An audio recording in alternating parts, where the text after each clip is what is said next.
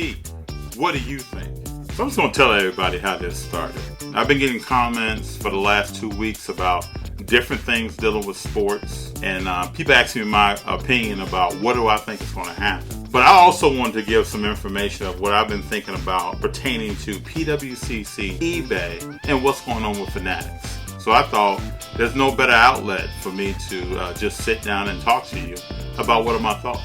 And so I'm just going to give them to you. I would like for everyone who's watching to feel free to give me your comments on what I'm thinking. Do you think I'm crazy? Do you think I'm on point? What are some aspects that I may not cover in this that you would like talked about? And then at the end, you got to stay to the end because I'm going to give you 3 things to think about until the next time we're together. So let's get going. So when we talk about PWCC and eBay, so when I first heard about this information, I sat and I thought to myself, how does this impact the average collector? If you don't know, PWCC is a vault service where you can send your cards to them, and then when they sell on eBay, they get shipped out to the person that bought the cards. I know a lot of people that collect cards that don't use the vault. I don't know about you, but that's what I know. Those are the people that I know. So if they're buying on eBay, it really doesn't affect them. So if you're a person that sends cards to the vault, then yes, it affects you. But I believe that in the future, as we keep going forward, just like everything else in the hobby, there's going to be more vault services.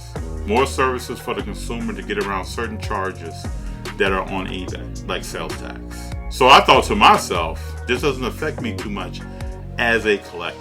I'm going to keep on collecting. So that would be my advice to everyone that's out there. Just keep doing what you're doing. In our hobby, there are going to be times now, this is 2021. This is not like 1955 with the Brooklyn Dodgers winning the World Series. There's going to be times now where business moves are going to happen in the hobby. My suggestion to everyone would be just ebb and flow with those business moves. This is one business move. So if you don't know, if you clicked on PWCC and logged in and you wanted to buy a car and you clicked to bid, it would take you straight to eBay. So now that relationship is severed. PWCC is going to be coming out with their own website so they can hold their own auctions and still sell cards. And that's coming very soon in the month of September. So just hold on, wait. I know it's a big hole in our rapidly changing hobby, but just hold on. It will come. eBay is going to keep doing what they're doing. So it's a win-win for everybody in the long term. No need to panic. No need to have any problems with that. At least that's what I think.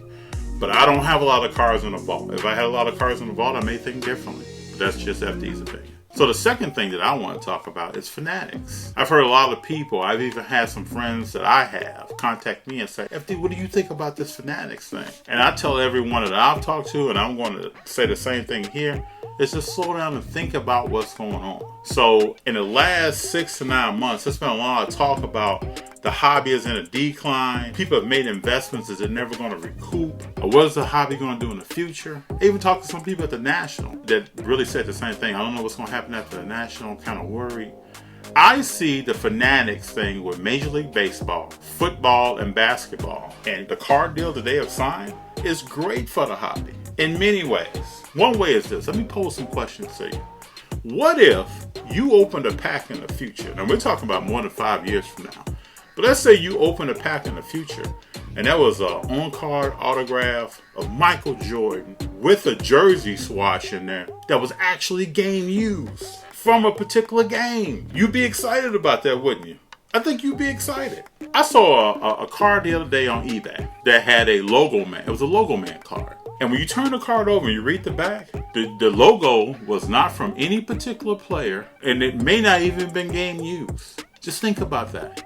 When these cards first came out, there were certain types of cards with certain types of material in them that was significant to the game. It was game used. Now other things are happening.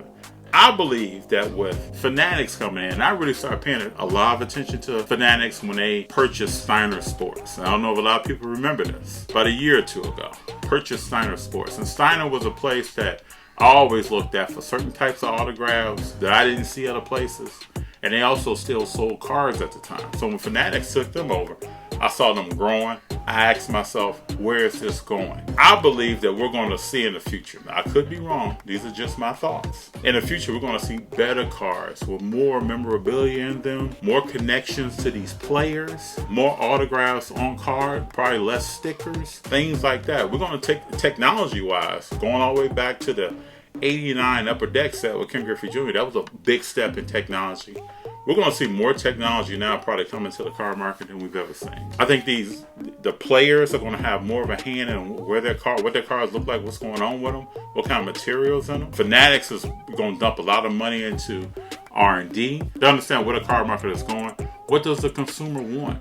I've heard some people say that they have thoughts that now, since Fanatics has taken over, they might overproduce cars. I don't think we're ever going back to the 90s. I don't think you're ever going to have a car like a Shaq rookie car that has 50,000, 60,000 or more copies out there.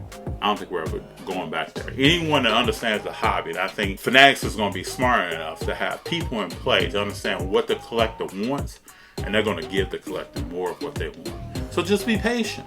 When you hear this kind of news, just think, hopefully you think, or even after hearing this or what other people have to say, this is a positive move. I think we'll look back on this and be thankful that we were in the hobby when this actually happened. It's a totally different ballgame. And if you have invested thoroughly in old Topps baseball, Topps football, Donruss, things of that nature, if those brand names don't live on, because they still could, if they don't live on, then you have something that is a nostalgia kind of thing. Well, I was riding around today thinking about what I wanted to say. And if you think about many brand names that have went away over time, if you think about the Thunderbird, the car that was out, the antique Thunderbirds that are out are still worth a lot of money, even though they don't make that car today. They brought it back, tried it again, it didn't work, they took it back off the market. There are many examples that we can think about as far as branding and brand names, where it still works if the brand name goes away. But I would like to hear what you think. When you hear my thoughts on what am I thinking from a just overall business and branding sense and marketing sense, what do you think of that? But I think we just took a step closer to better technology, more money being put into the hobby, more branding, more marketing, things of that nature. That's going to come in the future. So I promise you that at the end of this, I was going to give you 3 things to think about before we get together again. And I'm going to hit you with them. Number 1, what's going to happen to Lamar Jackson's cars if he does not play well this season? I believe the NFL is slowly creeping in on Lamar Jackson. Watching film on him is going to put some defense on the field on a regular basis, week after week, that focuses on his weaknesses. But we'll talk about it. Number 2, what's going to happen if Tom Brady wins his 8th Super Bowl? Unprecedented. Never happened before. No one has ever seen it. One quarterback to win 8 Super Bowls? We'll talk about it. Number 3, and this is the big one that I want you to think about. What happens if the Brooklyn Nets this season, they don't win a world championship? Let's say they don't even get to the finals. What happens to that team? What happens if James Harden comes back out of shape again? What happens? We'll talk about it. Leave your thoughts down below on these 3 questions and more. Let me know also what else you'd like to talk about when the next time FD tells you what he thinks. Peace.